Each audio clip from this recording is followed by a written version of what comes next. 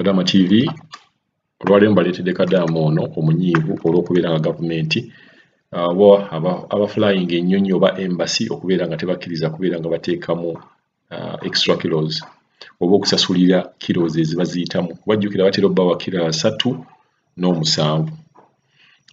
Mu ntambula y'ennyonyi eya bulijjo omuntu okkirizibwa okubeera ng'otwala luggage ey'owansi, luggage ey'omukono, hand luggage, n'okubeera nga osasula kilos z'oba oyagala ne bazikuteerayo.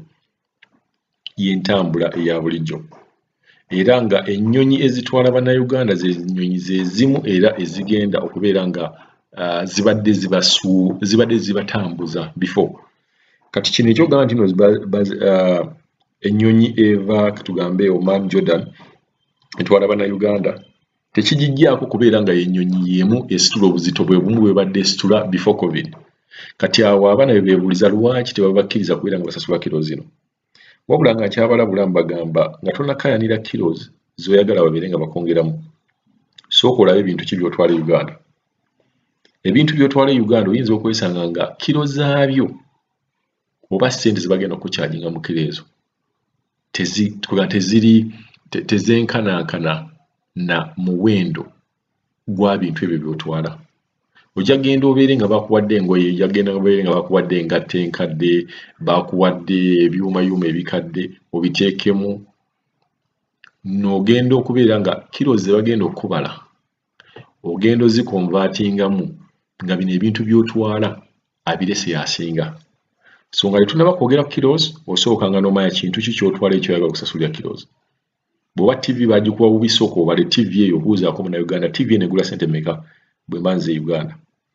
Asooka akubuuliremu then obeere ng'ogamba ngenda kuteekako kilos.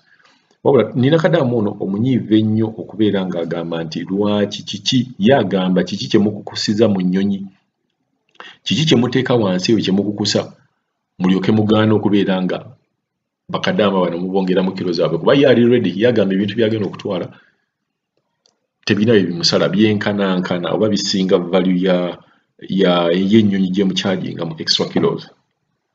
So yeewuunya kiki abantu bano kye bakukusa okuyingiza e Uganda ng'ate okugamba okubalemesa okubeera nga beesasula kilos ezo. Sijja kumwogerera kamuteekeko wanaayogere ku bintu bya kilos. Mpozi yagambe waliwo bye baali baagala okubba nga bakyabuulirwa engeri y'okubikisa e Uganda. COVID n'abayamba ne bafuna kyansi y'abakadaama nti ennyonyi egenda okutwala abakadaama batugaana okuteeka wansi emigugu okugisasulira. Wansi eyo kiki kye bateekayo mu nnyonyi? Kiki kye bateekayo? Kiki kye bateeka wansi eyo mu nnyonyi? Batugaana okusasulira emigugu gyaffe bo tetuzisasulira, tebaagalira ddala. Batutunulira bupunyiza ekiro azifu be bagenda ozitusasulira. Tebasobola kubalansinga, tebalina abantu babalansinga buzito bwa kiro emigugu egiri wansi n'emigugu egiri abantu gye basasulidde. N'abaana obuzito bw'abantu balyoke bagaane nga batugaane okubeera nga tusasulira baagisi zaffe. Biki bye bakukusiza wansi? Alyoka aveeyo ayasaamirire ng'agamba bw'ennyonyi zitandise ogenda nga tezijjudde. Alinga agamba nti eno abaana baweddeyo, eno abaana bakyaliyo ababonaabona, abaana bali mu kusafaringa eno. Ogamba otya nti abantu kati nze madamu wange yali ku ofisi n'agamba abantu babaddeyo, ababoosi b'Abannayuganda babaddeyo bangi nga bangi ddala naye ne batugamba ennyonyi ejjudde. Nange kennyini ne ntwala obuvunaanyizibwa ne nsindika eyo gundi, ne nsindika eyo message wali Rami n'aŋŋamba nti n'ennyonyi ejjudde. Biki bye babadde nga bakugusa kati bye babadde babba oba babadde babibbawa biweddeyo. Ennyonyi y'abakadaama ebayambye okubba ezitwala abakadaama kubanga wansi eyo tebatukkiriza kusasula migugu kututeerayo migugu. Kye baba bagamba nti babadde balina bye babba bye bakukusa kati biweddeyo, kati baasama nti ennyonyi zitandise ogenda nga tezijjudde. Wawula ebyo ebisajja Mukama Katonda, Mukama asaasire naye twogeza bulumi. Omuntu ovayo omuntu bw'ba asoma, omuntu otegeera oyina obwongo.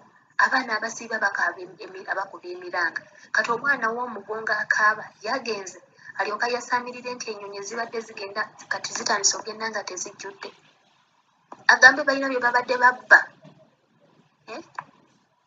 balina bye babadde babba bye bayisiza wansi eyo mu nnyonyi, mugundi wansi mu nnyonyi gye batugaana oteeka lage gyezizaffe, kati biwaddeyo.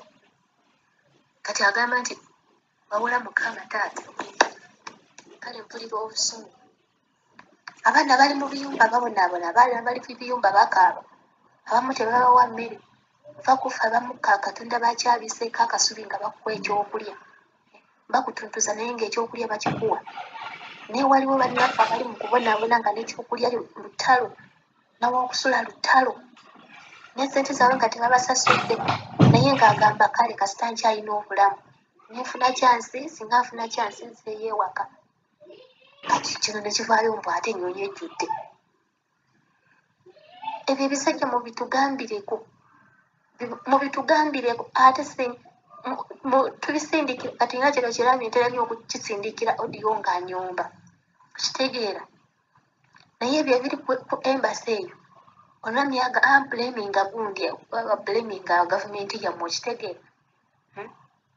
N'ebisajja ebiri ku embasi eyo oba byajja eno okubba,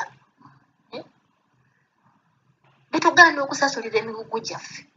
Ennyonyi egenda